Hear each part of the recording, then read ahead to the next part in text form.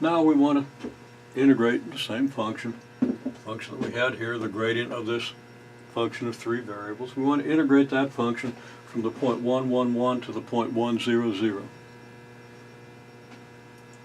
Okay, well, we're going to do that by, well, let's think about it. We want to go along a straight line. So x is going to go from 1 to 1. What's a function of t that goes from 1 to 1? Well, just plain old 1. Doesn't even vary with t. Okay, and that's, of course, going to be the coefficient of our I vector. So we have 1 times the I vector. Now, to go from 1 to 0, what's a linear function of t that goes from 1 to 0? We want to go along a straight line, we might as well use a linear function of t. Well, it's just 1 minus t. Okay, 1 minus t, when t is 0, is 1. When t is 1, it's 0. And for z, we can go from 1 to 0, again, using 1 minus t. Then we see that our x of ti star function is 1. Our y of ti star function is 1 minus ti star. Our z of ti star is 1 minus ti star. Where we're using the partition from 0 to 1, we'll use a partition that's written out exactly the same as this one. Okay, so basically same partition of the interval, we're just applying it now to different r of t function. Okay, so there are the x of ti star, y of ti star, and z of ti star functions. Our r prime function, well, the derivative of this, you can take the derivative of that, it's negative j minus k.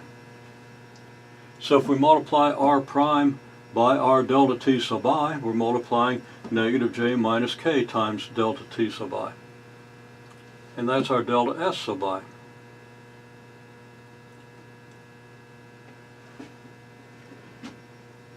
Now, evaluating our f function, I haven't written that out here, plugging in this x function, this y function, and this t function for x, y, and z up here, what do we get?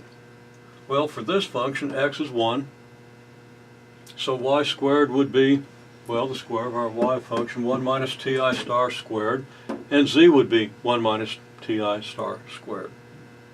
So here we would have 2 times 1 times the quantity 1 minus ti star squared times that same quantity. That's going to give us 2 times 1 minus ti star to the 4th. And right here is the resulting expression as it will appear in the integral if you write out all the steps. You get a 1 minus t to the 4th times I. Then what do you get?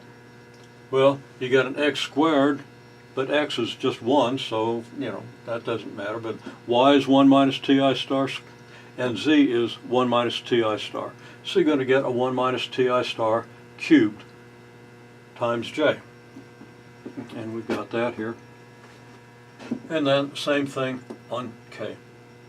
A 1 minus ti star cubed, and then the limit that approaches just a 1 minus t cubed.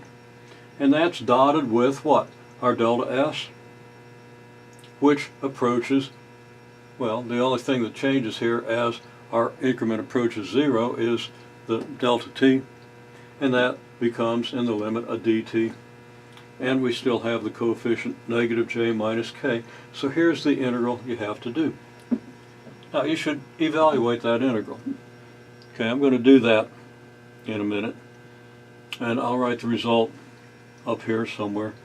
And then we'll talk just a little bit about that. Evaluate this integral, see what you get.